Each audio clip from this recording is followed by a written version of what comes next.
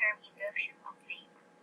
Limited data are also available on prenatal exposure to radiotherapy.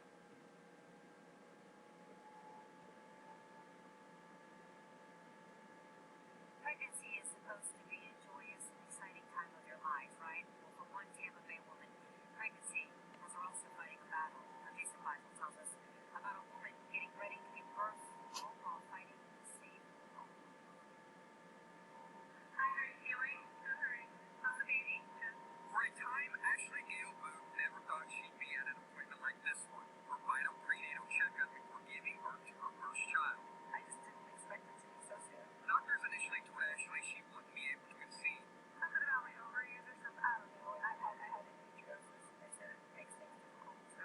In March, Ashley beat the odds and became pregnant. Just 2 weeks later, she made another unexpected discovery. I was just putting like lotion on to prevent like shirt marks and stuff, and I had felt a lump in my left breast. A biopsy revealed cancer in her left breast muscle and lymph nodes. Looking back, I was like, okay, what do we have? I want to know what's next. Her treatment involved a mastectomy and chemotherapy.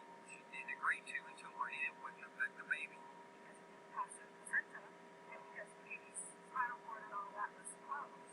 Ashley will be induced on October 4th, 8 weeks early. Doctors have been injecting steroids into the baby's lungs to make them stronger so he can breathe on his own. The early due date will give Ashley and her baby son a better shot at avoiding complications. I just want him to be okay. I'm not worried about anything. Ashley still faces additional surgery and chemotherapy, but looks forward to watching her son grow and hopes to give him a sibling sometime in the future. The good news are like, oh, that's for sure. Jason Lives, ABC Action News. Applications in medicine. Separation of a mother and an unborn child is tragically sometimes necessary to save the life of the mother, but the number of conditions which truly threaten the mother's life and which require a life-saving separation of the mother and her baby are vanishingly small. A new study by Amanda College, entitled Pediatric Outcome After Maternal Cancer Diagnosed During Pregnancy, brings tremendous hope to pregnant women who have courageously carried their unborn children to birth, despite the need for chemotherapy or radiation therapy. And the successful outcome of these children exposed in utero to radiation, chemotherapy, or a combination of both is reassuring the pregnant women who no longer need be told outdated information that they must abort their children or else risk compromising their own care or their children's life.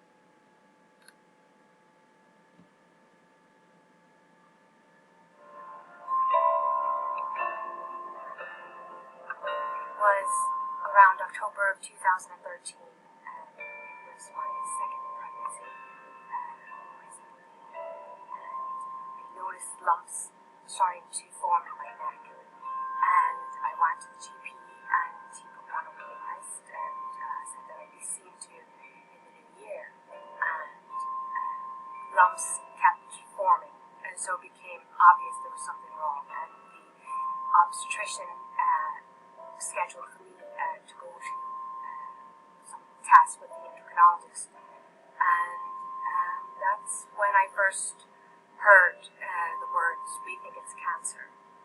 I just couldn't believe it. I couldn't believe that I could be pregnant and have cancer. It just didn't seem possible. When I was first diagnosed, the doctor said that we are going to treat your case as a two-patient model because you are pregnant and there's another person involved. So they were there to give me the very best treatment, but to also protect my baby. So for instance, when I went for my CT scan, they had me covered up, my abdomen was covered by a huge sheet of blocking material so that my baby would be protected from radiation while I got the necessary scan. I was stage 4 lymphoma, which meant that the cancer had spread from my lymph nodes to my liver, my lungs, and my spleen. So the doctors needed to act immediately. It was an urgent case. released. I had to get the treatment right away. I was diagnosed on a Friday, and that Tuesday they had me in getting chemotherapy, and I got amazing treatment. I mean, from the obstetricians, from the oncologists, from the hematologists, everybody around the board gave me the best treatment. I was extremely happy at such a difficult time to be surrounded by such professionals and competent people. It was great. The whole issue of abortion never came up. And they knew that they could treat me and also maintain, the health and safety of my baby. And they knew that even though there were small risks to my baby, they were still going to treat me with the most aggressive cancer treatment that was available. I never once felt that I was being treated in any way less than anybody else or any other cancer patient because I was pregnant or because Ireland had banned abortion. Throughout my treatment, I knew that the doctors had put a priority on me and on saving my life. Because if I wasn't alive, then certainly my baby wouldn't be living either. There was no compromise in the treatment that I was given. I was given the best treatment, the treatment that anybody else who had cancer would have been given. I know that there was an abortion law passed last year, but I was treated being pregnant for cancer with surgery and chemotherapy, and that law would have had no effect on me. When women go through cancer, treatment during pregnancy, if they lost the baby during that treatment, that is in no way, shape, or form abortion. That was medical intervention that was necessary to save the mother's life. My son is 17 months old now, and he's just like any other 17-month-old, and you never know that he went through chemotherapy while I was pregnant. Life isn't always easy, and you can throw you a curveball, and you're faced with seemingly impossible decisions. But for me, the benefits outweighed the risks, and I am cured of cancer, and I have a healthy 17-month-old. Real healthcare saves lives. Abortion is not needed to treat cancer or any condition in pregnancy. My baby and I are living proof.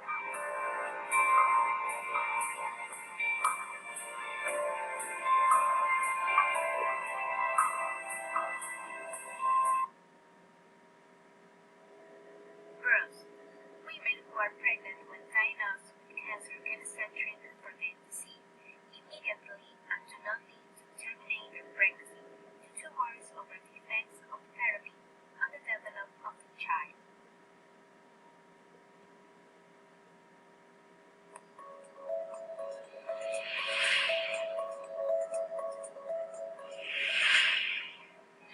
It is among the most delicate and difficult dilemmas in medicine.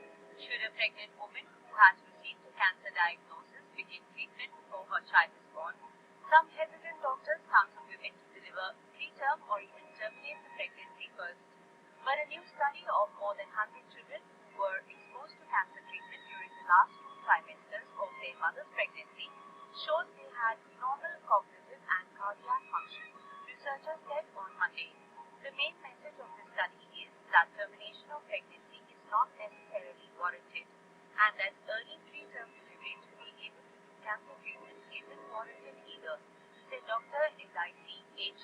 Cardonik, a maternal fetal specialist at Cooper Medical School of Rowan University. Cons. One child in the prenatal exposure group was included from hormone analysis because of the diagnosis of a syndromal entity. Children suffer more from prematurity than from the chemotherapy. Premature birth was more frequent among children born to mothers with cancer, regardless of whether or not they received prenatal treatment.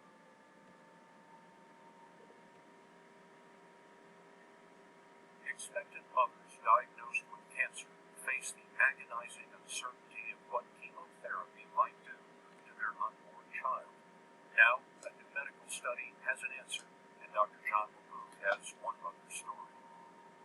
In April, 39-year-old Gina Neary received a happy surprise. She was pregnant with her 3rd child, but she had symptoms that led her doctor to perform a colonoscopy. He said, Gina,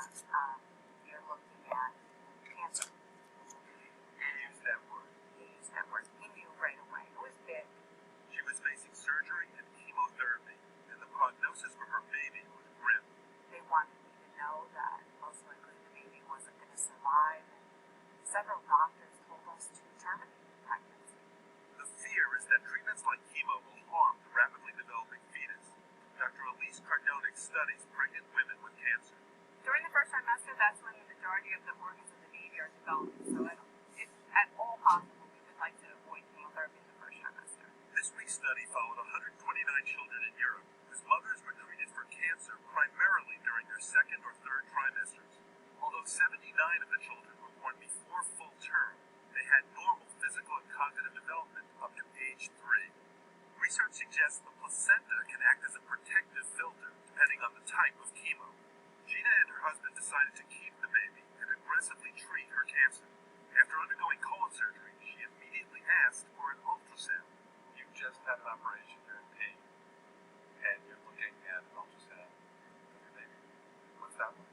I didn't want to lose her, so I was so happy to hear her heartbeat. It was the best thing. Oh yeah, but she still needed chemo. 9 rounds so far.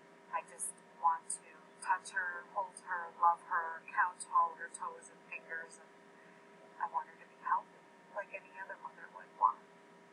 And about 3 minutes ago, I got a text from the father Mike saying she's here.